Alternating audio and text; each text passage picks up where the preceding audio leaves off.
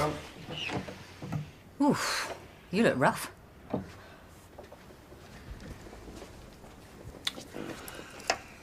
Roy Carter died yesterday afternoon. Your old army friend. And according to Jude, the police think I had something to do with it. Why would they think that? Because he died of a morphine overdose, and because he'd been talking about assisted suicide. Is that all? No, there is something else. I stand to benefit financially from his will. What? Apparently, he did have a savings plan tucked away somewhere, and he decided to leave it to me. I didn't know anything about it. I mean, I had spoken to him about the cost of setting up this place and the risk we were taking on, but that was just by way of conversation. I never asked for a handout. And it must have prompted him to change his will. Did you see him yesterday? Yes. Apart from a cut hand, he was fine when I left him. And the police know you were there? Not yet. But they've been to see you? No, it was Jude.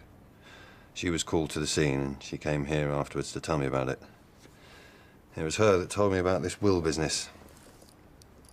They found all the documents for it in his flat. Roy always was a very organised man. You've got to go to the police, Mark. Tell them it was a coincidence. It was a coincidence, wasn't it? Of course it was. Then go to them before they come here. There are other considerations. The reputation of the practice, for a start. Great. Thanks for your support, Helen.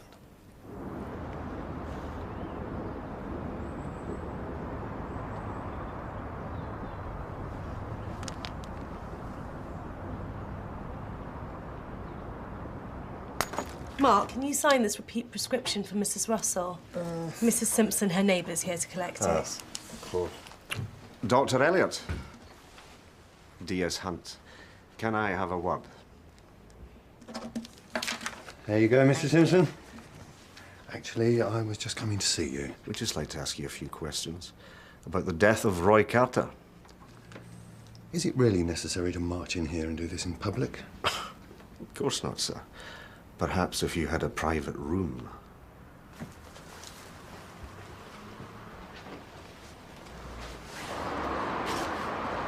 And have you heard about Mark in trouble with the police? What?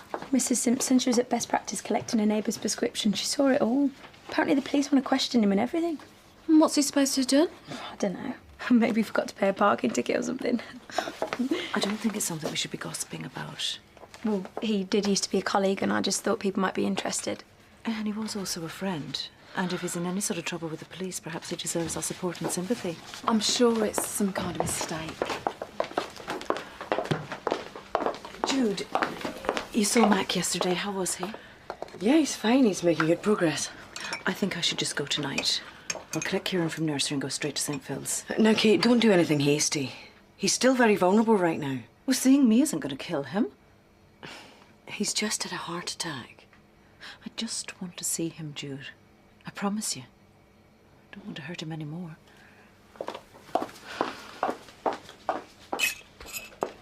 Hey, you look a bit worried.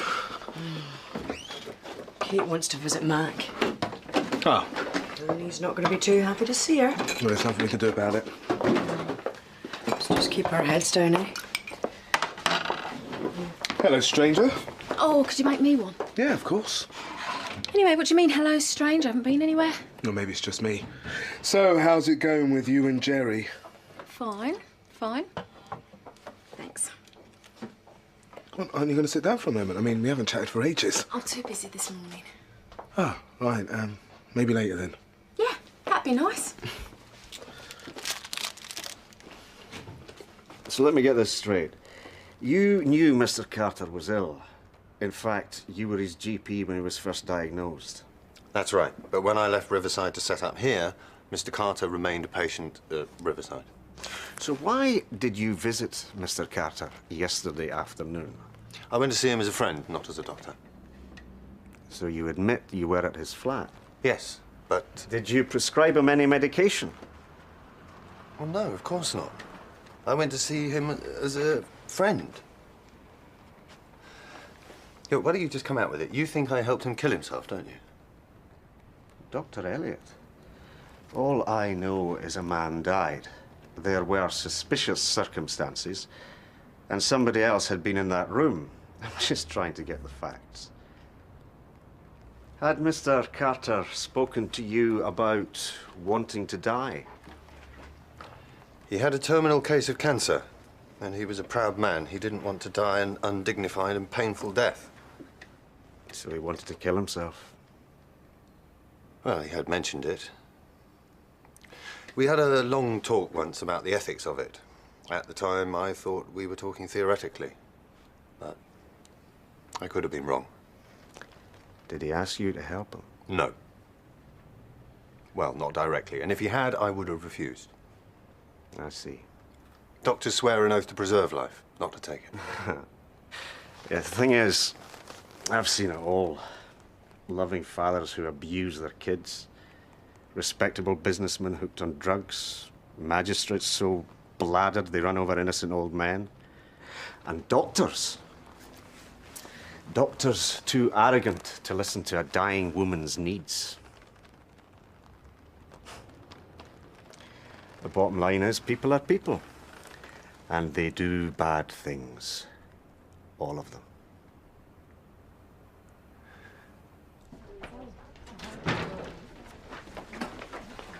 I need to see my doctor as soon as possible.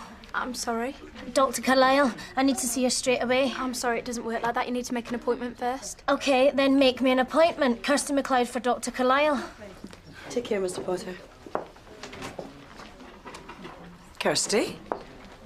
What are you doing here? I need to see you, Doctor. I tried to explain that she needs to make an appointment. Oh, well, I'm due a tea break. I think we can squeeze Kirsty in. Just pop into my room and I'll be with you in a moment. Isn't that jumping the queue? Kirsty's a kid that I've been taking a special interest in. She's had a bad time recently. Well, all the other people waiting here are ill too. And I'll get to them shortly. But Kirsty's a special case. And don't forget you've got to go to the station. Your friend D.S. Hunt phoned. I won't forget.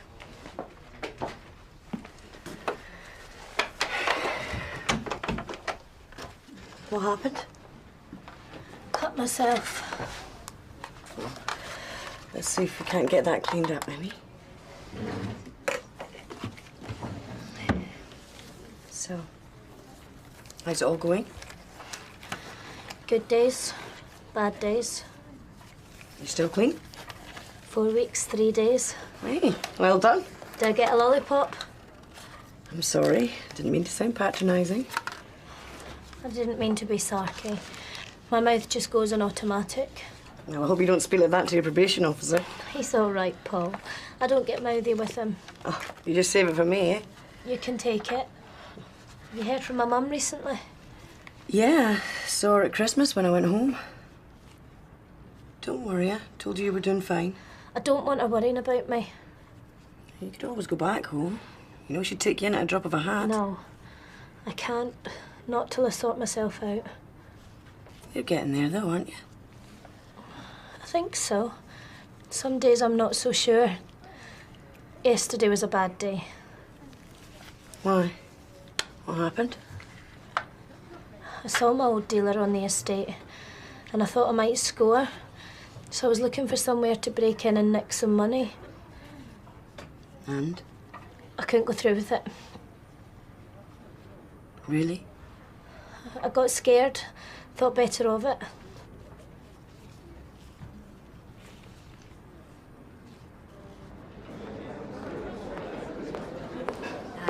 Oh, thanks for coming, Helen. Got your drink. Thanks. How are you doing? I've had better times. And Kieran? Kieran and David are fine. The house is fine, small, but livable in.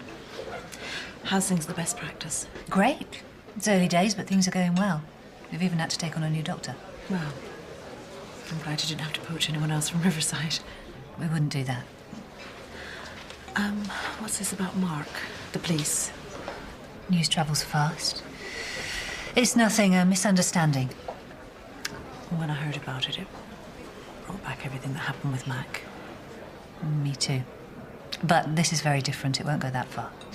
I hope so. I'm going to see him tonight. Mac? Everyone keeps telling me what good progress he's making, but it's all second-hand. I wanted to see for myself. Do you think that's a good idea? I think so. I'm not sure. I must confess, I feel nervous. I feel guilty. Like I contributed to his heart attack by walking out on him. You mustn't think like that.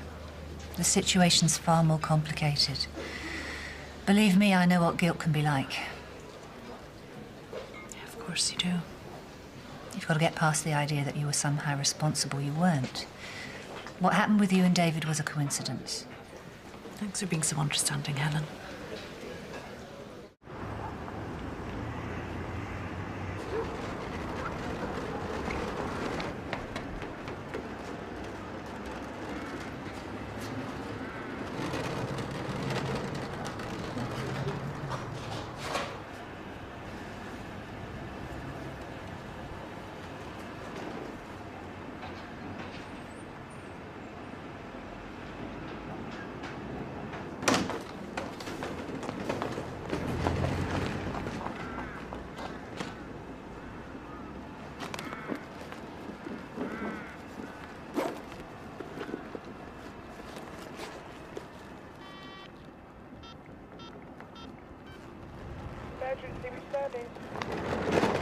Get me the police. Keep that out of there for me, would you? Aha! Dr. Carlyle. Come to do that statement for me. Yes, but I need to talk to you about something first. If it's about Roy Carter, save it for the statement. I'm just about to wrap it up. Really? Well, there's a name in the frame. I'm just putting together the case against him. Anyone I know? Well, as a matter of fact, it is. It's your pal, Dr. Mark Elliott.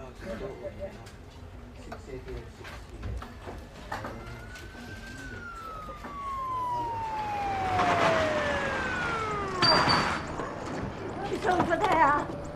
175, you'll catch her over there.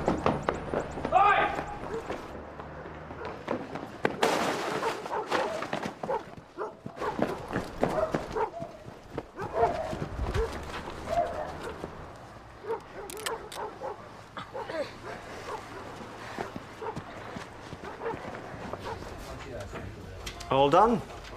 Just finished. Is there something else? Yeah. You're Dr. Mark Elliott. He has just confessed to being at Carter's flat. So? Do you happen to know his views on euthanasia? He wouldn't. He's not like that. Roy Carter was my patient. And did he ever ask you to help him kill himself? Not in any serious way, no.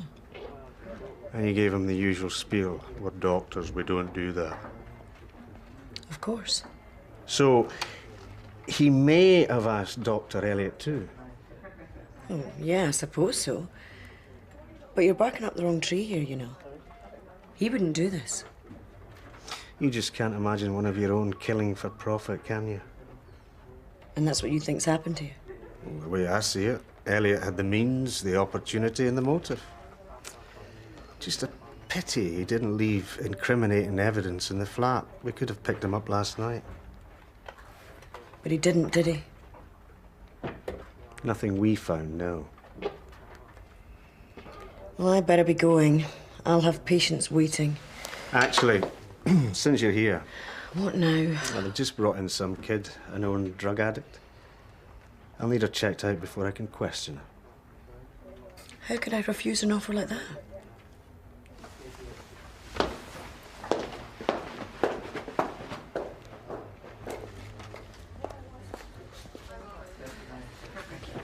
Dr. Carlyle, I'm pleased to see you. Now, Kirsty, I'm here in my role as a police surgeon, not as your GP. This consultation isn't confidential. Okay, whatever. It's important that you know the difference. I'll be making notes while I examine you. The police want to determine whether you're fit to be detained. I'm not on anything. I have to check. I didn't hurt anyone, honest, Doctor. Who says you had? I wasn't going to nick anything. Kirsty, stop, please. I've got to tell someone. It's doing my head in. You see, I had to get back into that old guy's flat, the bloke that died. get back into? Were you there before? Wasn't yesterday afternoon, was it? And when you got inside, you found the body. I'm really scared.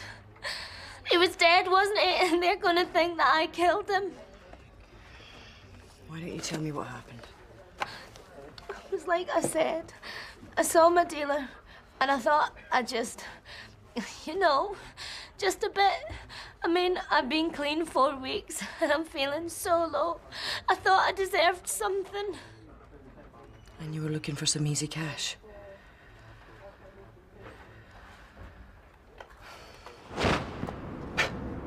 He'd left the window open. It was like an invitation. If it hadn't been me, it would have been somebody else. And when did you see Mr. Carter's body? Not straight away. I was looking around for any drugs or cash. I found some coins, but it was just small change. And then there was this bottle of what looked like medicine, but it was empty. And there was an envelope. I thought it might have some cash in it, but it was just some letter. And that's when I saw him in the mirror. The dead guy. He was lying on the floor in the doorway to the bathroom. I thought he might have just fallen or something. I didn't think. I just went to him and turned him over. And then I realised he was dead. I jumped back, knocked over a chair. For a moment, I just froze. I didn't know what to do. Did you take anything away from the room? There was the bottle that I looked at first. I picked it up because I was worried about fingerprints and stuffed it in my pocket. And then I just got out of there fast. I smashed the bottle this morning. That's when I cut my hand. You can't get fingerprints off broken glass, can you? Well... But the old Bill aren't going to care about that. They'll just say that I killed him because he surprised me breaking in. Not necessarily. What made you go back today? I was worried that I'd touched other things. The money, the mirror. If they find my fingerprints anywhere, that's it, isn't it? That bloke, Hunt, he don't care who done it. So long as you get somebody in the frame. If you tell him this, he'll have a field day. Perhaps it would be better if you told him before they ID any fingerprints. You do have a record. That's just it. I can't tell him I broke into some old duffer's flat. What's that going to do to my probation? They'll chuck me back inside and I'll be back in the drugs again. But I think your story might help someone else get off the hook. I'm screwed if I tell the truth. Just when I'm getting it together. I just can't. This is nice. Just like old times. Except I'm a married woman now. Well, I wasn't sure about that for a while there. Yeah, well, neither was I. But we're okay now. Jerry and I really want to make it work. Well, I'm sure you will. Actually, we're having some counselling. You what? Well, we've both got to deal with, well, everything that's happened. Well, it's good you're doing it together. It's something we've both got to come to terms with. I'm pleased for you. You deserve a bit of happiness. Thanks. It's really important, Kirsty. I need you to tell Hunt everything that you've told me. I can't. The man that they think did this is a doctor. He's a good man and a friend of mine. If you won't tell them, I will. And then it'll look really bad for you, won't it? Being on probation and everything. But if it comes from you, it might work in your favour. If you do the right thing. Okay. It's just a pity that you destroyed the bottle. That might have been useful. You didn't take anything else away, did you? Only the letter. What? When I was looking for cash, I still had the letter in my hand when I saw the old bloke. I found it in my pocket later. Well, what did it say? I didn't read it, I just binned it. Where exactly? Excuse me. Could you wait? I think I threw something in there by mistake.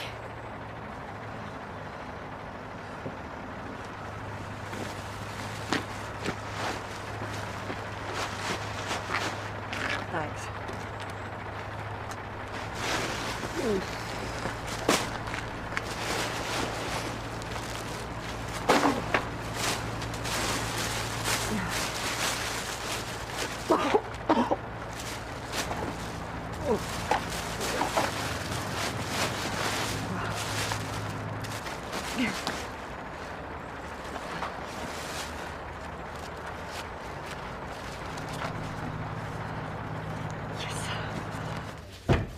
Well, this certainly puts a different spin on things.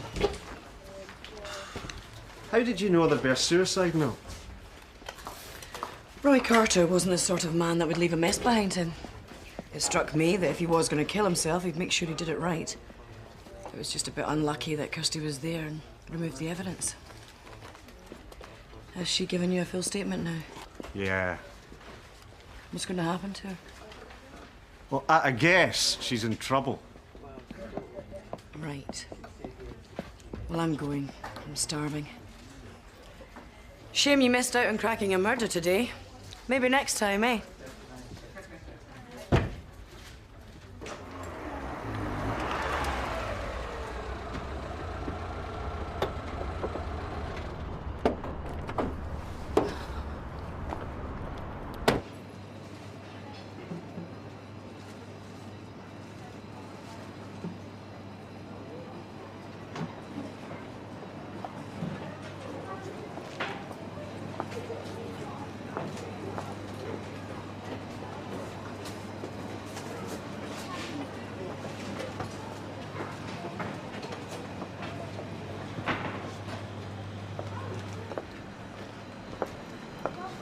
Well, Carolina, wouldn't have thought this was local for you. No, it's not, but the prices are good. Didn't know you had a dog. No, I don't, but I'm shopping for a neighbour because she can't get out much. That's nice.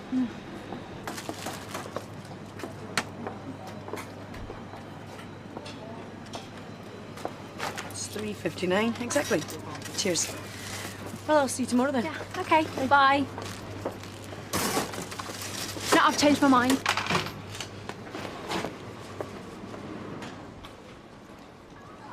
I can explain. Really?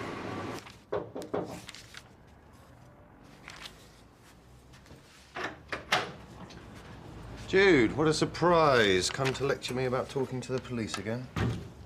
Actually, I'm here with a message from DS Hunt. You're off the hook. Just like that. The police are now satisfied that Roy committed suicide without any assistance. Oh, thank goodness for that. What made him change his mind? Roy left a note. Unfortunately, I managed to take a walk, but with a bit of luck, I was able to track it down. You? Ironic, isn't it?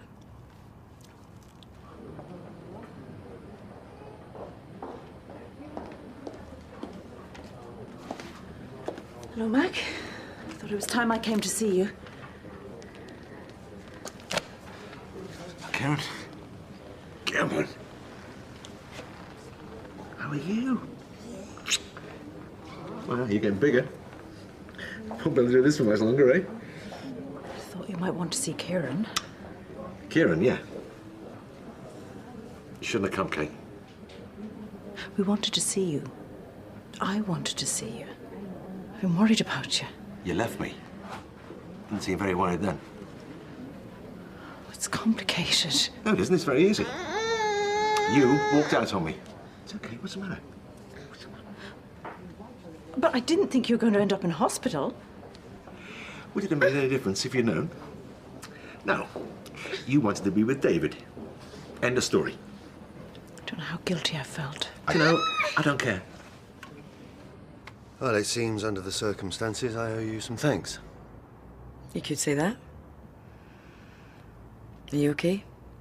Yes, yes. No harm done.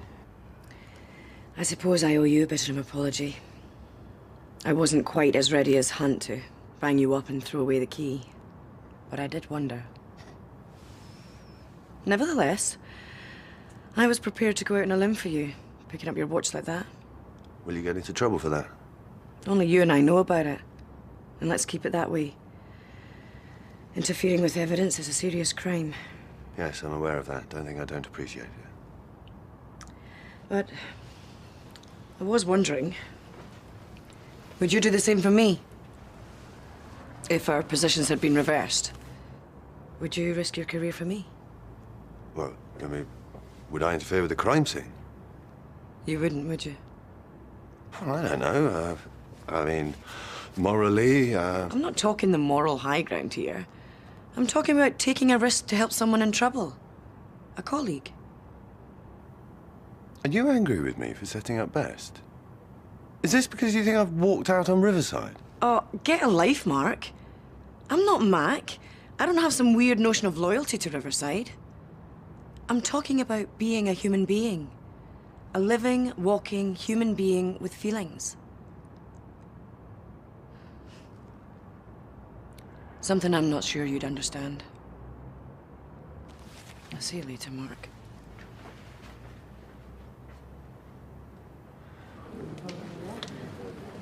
He's fallen asleep in his buggy. Try not to wake him on the way home.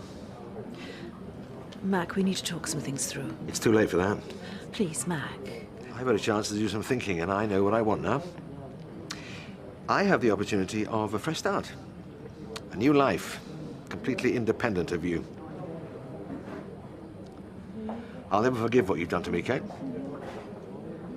I want you out of my life. What about... I mean it. A complete break. And I would like you to leave Riverside as soon as possible. For good this time.